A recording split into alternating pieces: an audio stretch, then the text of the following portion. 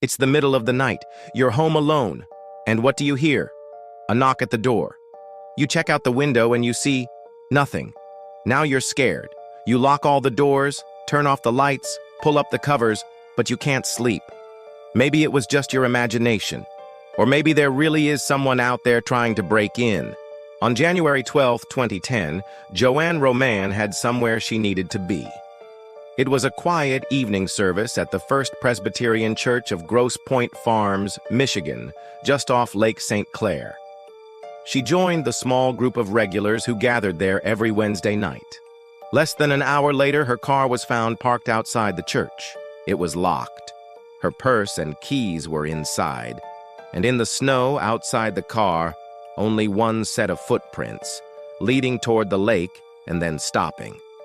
It looked like she'd stepped out of her car, walked toward the lake, and then slipped and fell into the icy water. But her family knew that wasn't true. Joann was careful, deeply spiritual, and not someone who took risks. The whole scene just didn't make sense. There were no signs of a struggle. She hadn't called for help. She just seemed to have vanished. For nearly 70 days, her family and friends held on to hope. Then on March, Joann was located over 30 miles away across the water from where she'd last been seen. Still dressed in the same clothes, her hair and makeup as neat as if she'd just stepped out of the house.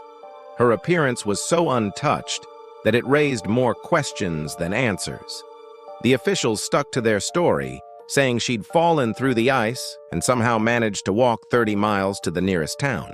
But a later review of the case noted inconsistencies in the snow, the weather, and even in Joann's recent conversations. She'd spoken of feeling uneasy, as if someone had been watching her. In the end, the case remains unsolved.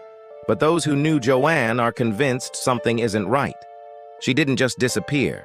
She was taken from the story. Thanks for watching. If you want more strange and true crime stories like this one, stay tuned.